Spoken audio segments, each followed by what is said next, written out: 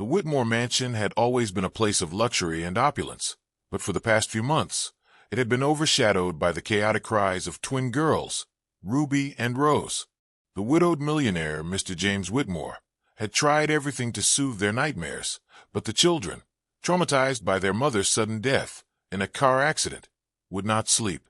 Their screams pierced through the house every night, draining the family's energy and patience. That was until Kesha Williams arrived. Kesha, only 28 years old, had been hired under urgent circumstances. The previous 6 nannies had all fled in terror, unable to manage the unruly twins. But something about Kesha was different. She exuded an aura of calm that immediately had an effect on the children. Within the first night, a miracle happened. Ruby and Rose, once sleepless and frantic, slept for 6 straight hours. It was a relief that James couldn't quite explain, but a miracle nonetheless. Yet, not everyone in the house was pleased with this transformation. Gloria, the 60-year-old housekeeper, had a deep mistrust of Kesha, who arrived with no references from respectable families. She had witnessed too many outsiders come into the Whitmore home, only to manipulate the situation for their own benefit. Gloria had a reputation to uphold, one built over 15 years of unwavering loyalty to the Whitmore family, and she wasn't about to let a young, unproven woman change that dynamic. One morning, as the sound of the twin girls' laughter filled the house, something that hadn't happened since their mother's funeral, Gloria's suspicions reached their boiling point. "That woman is drugging the children," she accused, her voice harsh, echoing through the marble hall like a gunshot. She turned to Mr. Whitmore, demanding an explanation. "Mr. James, it's not possible that 2 children who were awake all night are now sleeping like angels. She's doing something illegal to those babies." Kesha, standing motionless in the center of the room, listened quietly. The accusation was not a surprise to her. In fact, she had anticipated it the moment she agreed to take the job. She had seen this kind of resistance before, especially from people like Gloria, who viewed anyone from outside the elite circles as an outsider, unworthy of trust. But Kesha knew she had the answer to Gloria's concerns. "If you insist on investigating my methods," Kesha said with an unshakable calmness that made Gloria falter, "I suggest we install cameras in the girls' room. That way, everyone can see exactly what happens during the nights." The suggestion stunned everyone into silence.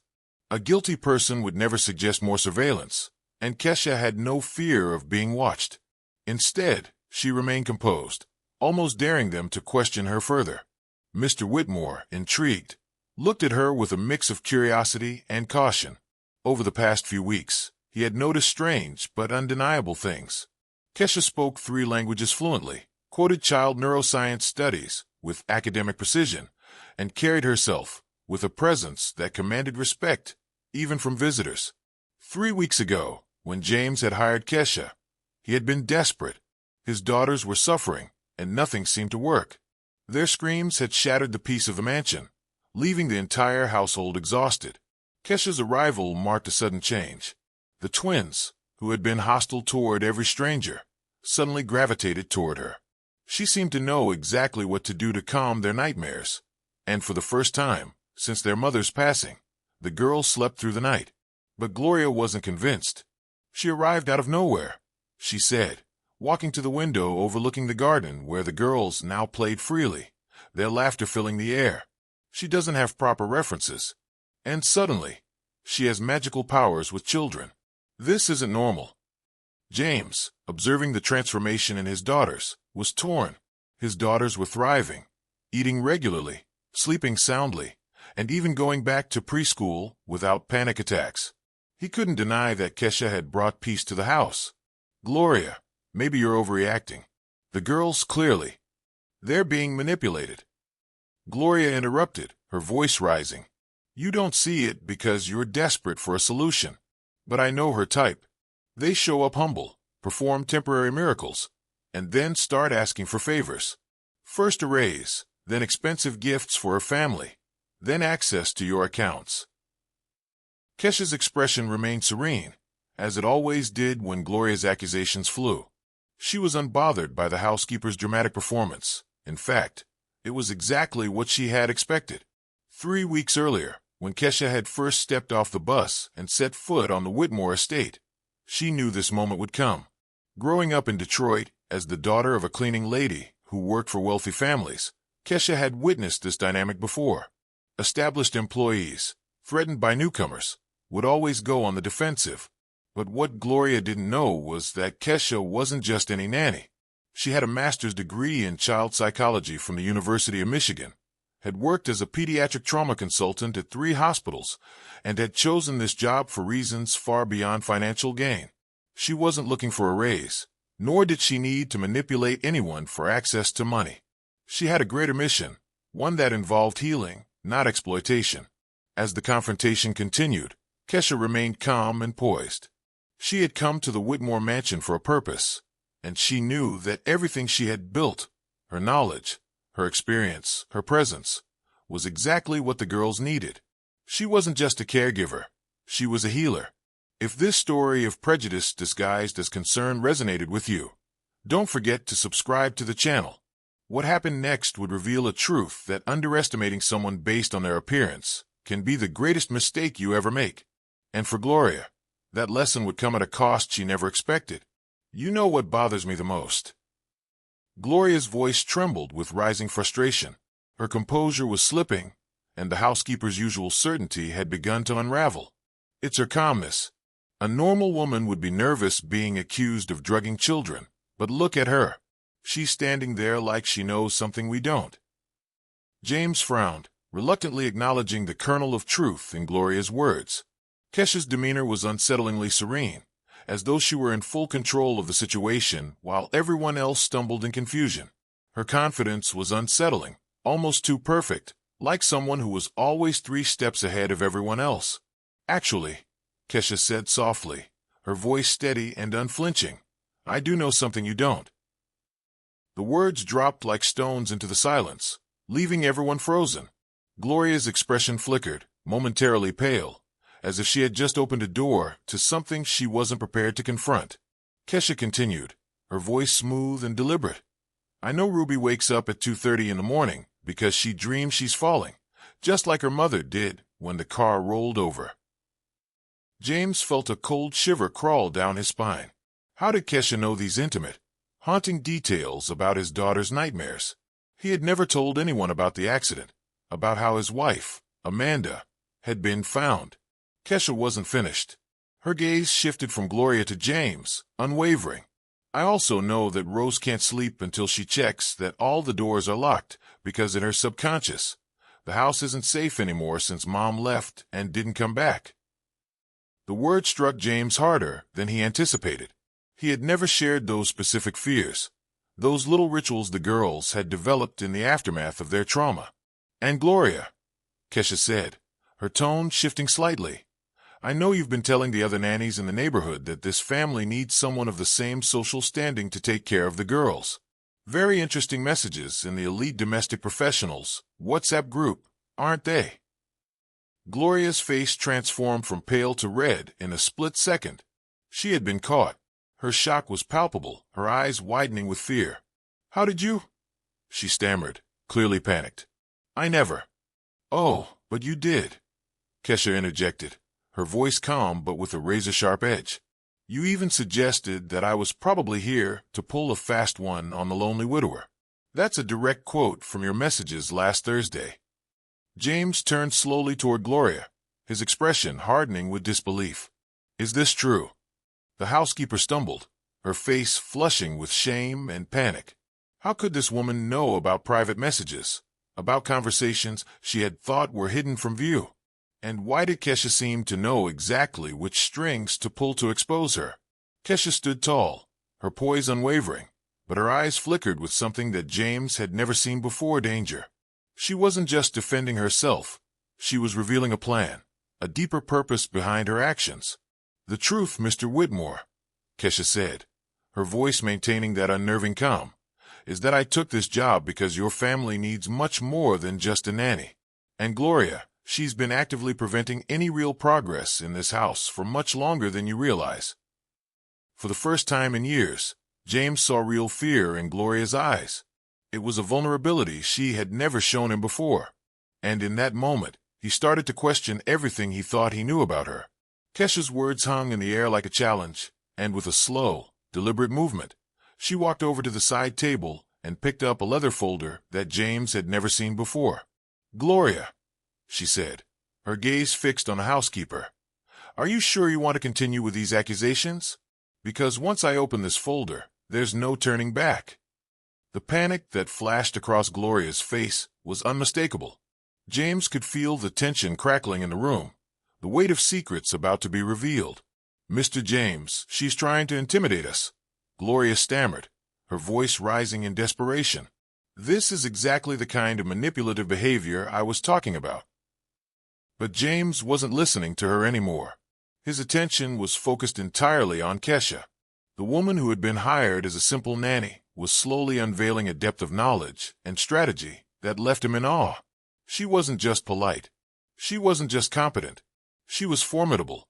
"3 weeks ago, when I accepted this job," Kesha began, opening the folder with a quiet confidence, "it wasn't because I desperately needed a job. It was because I got a very interesting call from someone you know well." She pulled out a small audio recording from her phone and pressed play. The clear, calm voice of Dr. Patricia Coleman, the pediatrician who had been treating Ruby and Rose for 2 years, filled the room.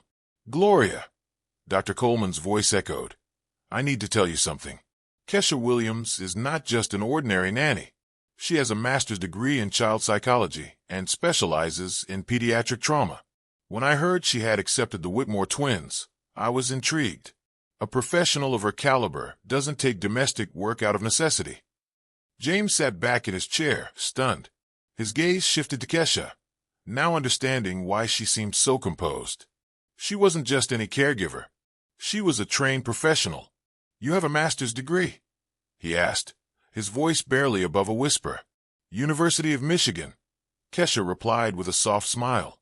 "I worked at Detroit Children's Hospital for 5 years before opening my own child trauma clinic." The questions began to form in James's mind, but Kesha anticipated them before he could ask. "The question, Mr. Whitmore, is why would a psychologist specializing in trauma close a successful clinic to work as a nanny?" Gloria, now visibly panicking, sputtered, That doesn't make sense. If you're so qualified, why did I take a job that pays 1/10 of what I used to earn?" Kesha finished for her. "Because it wasn't about the money, Gloria. It was about justice." She pulled out a stack of documents from her briefcase and placed them on the table. "6 months ago, James, you fired an employee from your company for cultural incompatibility. Do you remember Marcus Johnson, the black engineer who designed your latest residential complex?" James frowned, the memory surfacing reluctantly. "Marcus, yes, there were some issues." Kesha's voice cut through his hesitation. "The issue, Mr. Whitmore, was that Gloria suggested to your human resources manager that employees like him might not fit in with the Whitmore image."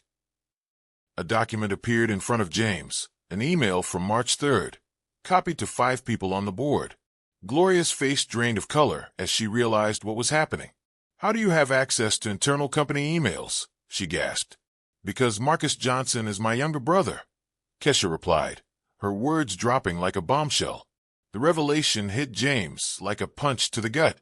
The woman who had been transforming his daughter's lives was the sister of the man he had unfairly fired, the man who had suffered discrimination at the hands of his own trusted housekeeper.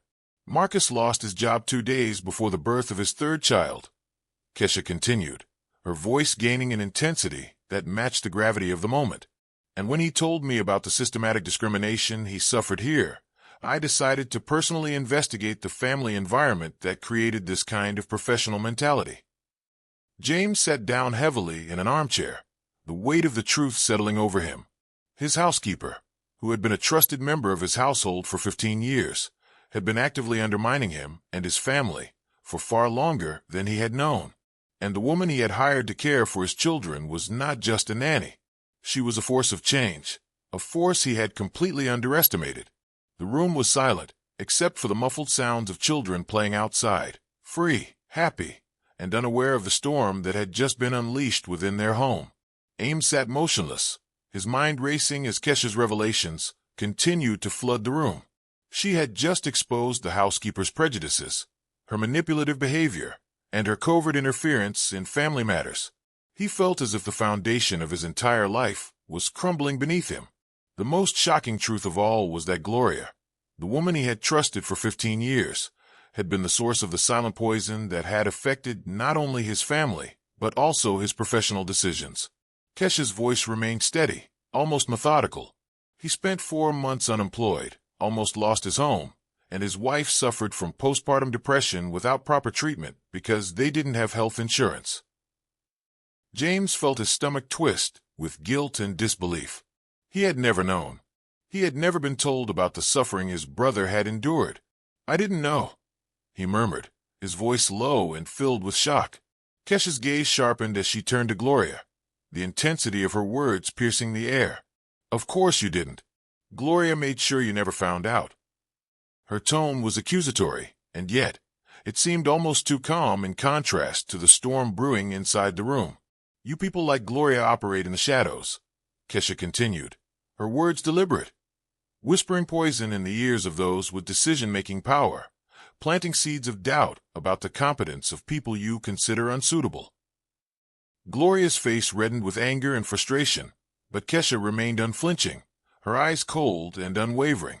She had anticipated this moment, prepared for it with an almost clinical precision. Desperate, Gloria tried one final card, her voice rising.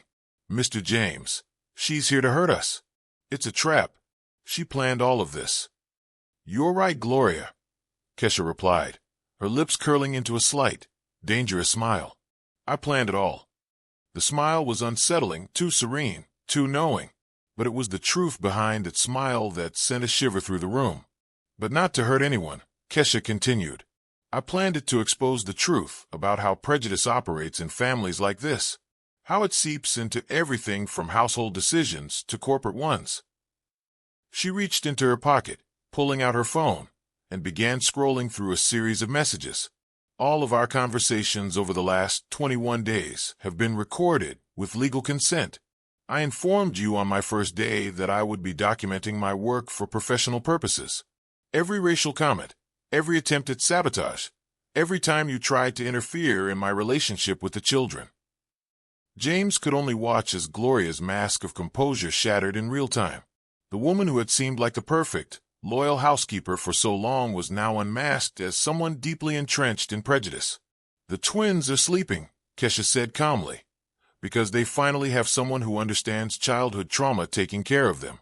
Not because they're being medicated, but because they're being treated by a qualified professional who recognizes the signs of unprocessed grief in young children." She closed the folder with finality that seemed to echo in the room. Then her gaze locked with James's, unyielding and challenging. "The question now is, what are you going to do with this information? Are you going to continue to allow people like Gloria to influence your decisions about employees and about your own daughters?" Before James could respond, the sound of footsteps broke the tension. Ruby and Rose burst through the door, flushed and excited, their innocent joy a stark contrast to the heavy atmosphere of the room. "Daddy, Kesha, we found a bird's nest in the oak tree." Kesha knelt down to greet them, and James watched, transfixed, as his daughters clung to the woman with a trust and comfort that had taken months to develop.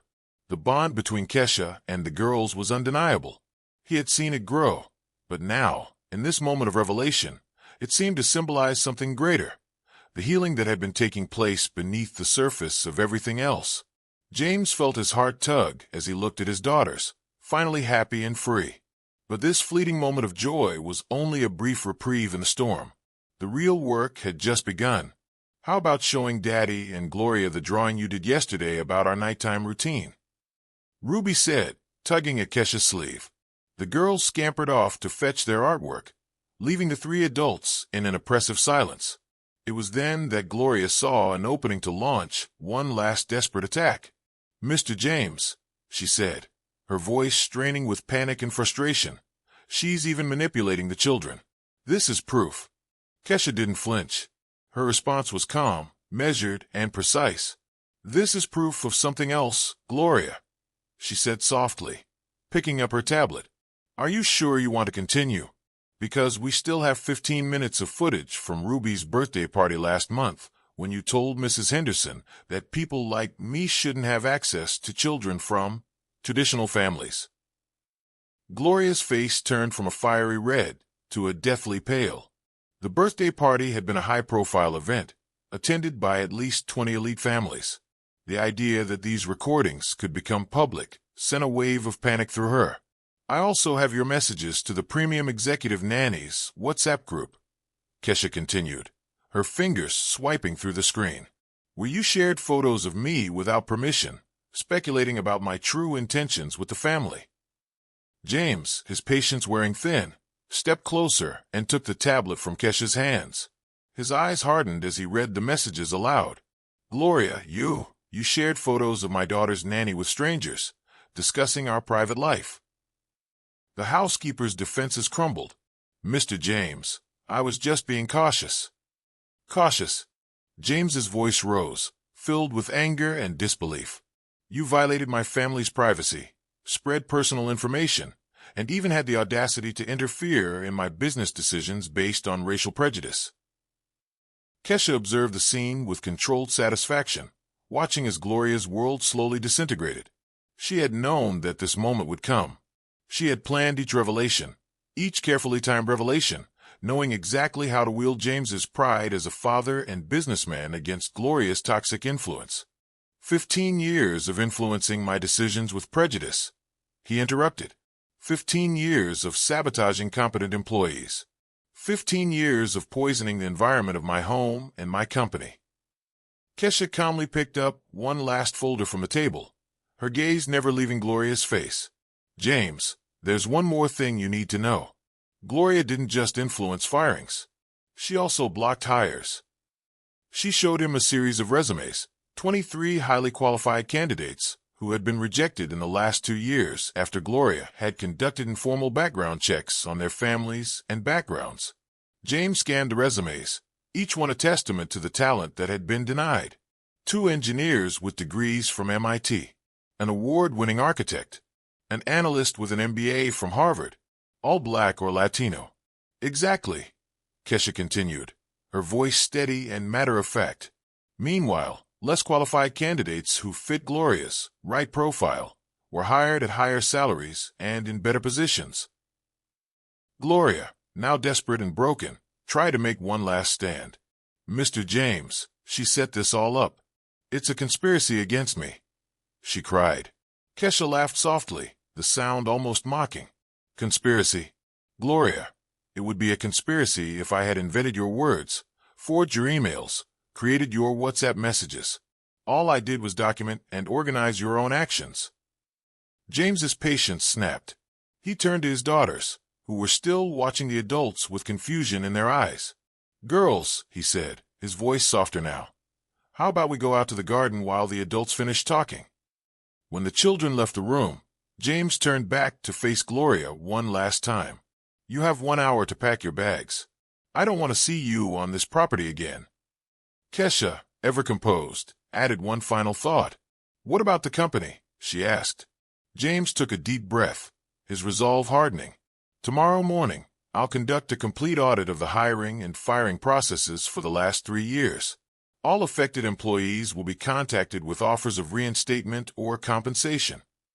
Gloria stumbled out of the room, utterly defeated. Her 15 years of influence and power had crumbled in less than an hour, and all because of her own documented actions. Kesha watched her leave, her expression cold but controlled. There was no gloating in her demeanor, just the satisfaction of justice being served with surgical precision. This wasn't about cruelty. It was about doing what was right. "Why?" James asked quietly when they were alone. "Why go to all this trouble? Come here, take care of my daughters, face all this prejudice, just to expose Gloria?" Kesha's gaze was steady, and her answer came simply, almost as if it were a truth she had always known. Because injustice unchallenged is injustice perpetuated.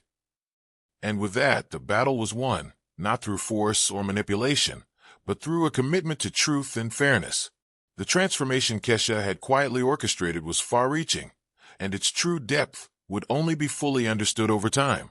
As Ruby and Rose blossomed in an environment where competence mattered more than skin color, there was one final revelation that neither James nor Gloria had anticipated.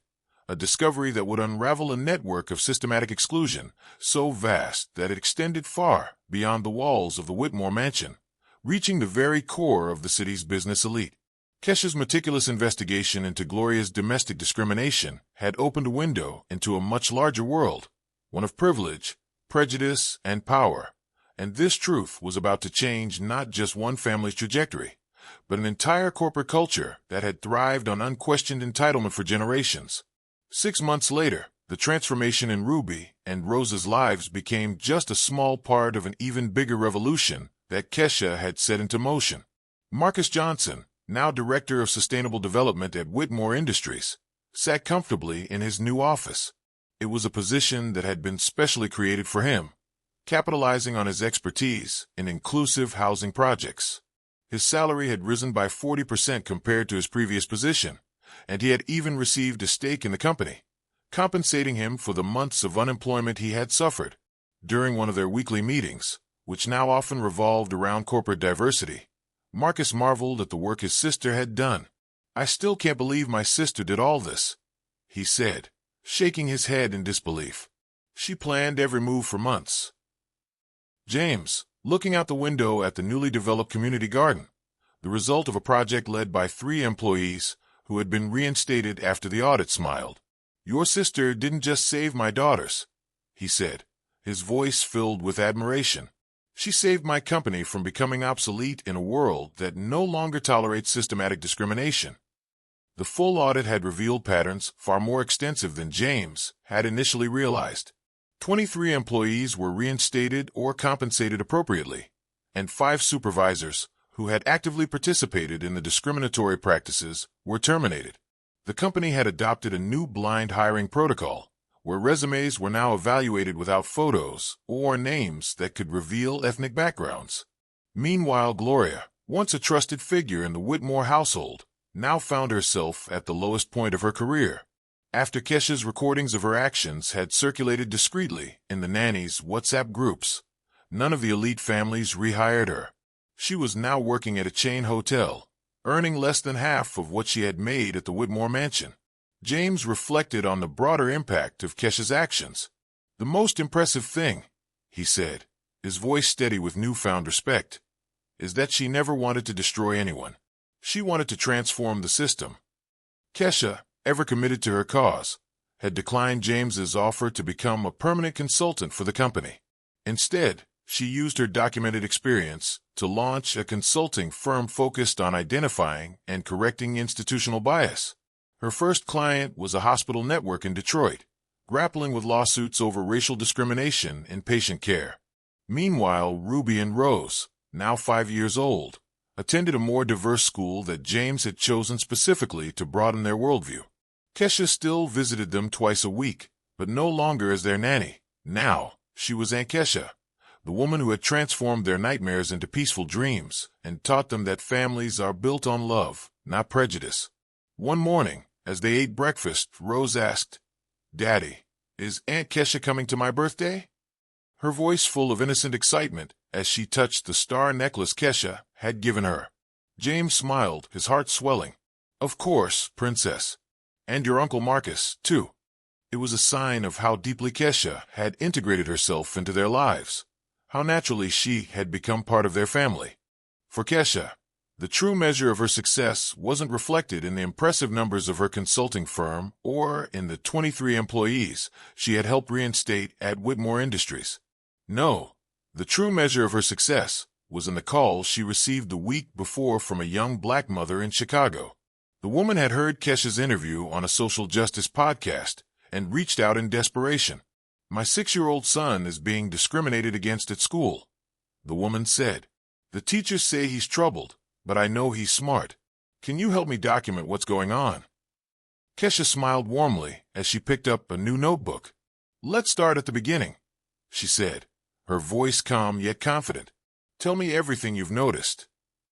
For Kesha, the best revenge wasn't in destroying those who had wronged her. It was in building bridges where there were once walls, in creating opportunities where there had been exclusion, and in turning pain into purpose. James Whitmore had learned a powerful lesson. Privilege without awareness is a dangerous weapon, But privilege with purpose has the potential to rewrite entire histories. Gloria, who had tried to use prejudice's power, learned the hard way that hatred always builds sandcastles, fragile and doomed to collapse. Kesha, on the other hand, used her intelligence as a tool for justice and built a legacy that would last for generations. If this story of transformation, courage, and strategic thinking has touched your heart, don't forget to subscribe to the channel. Because sometimes, changing the world begins with one person brave enough to document the truth and strategic enough to use it with surgical precision.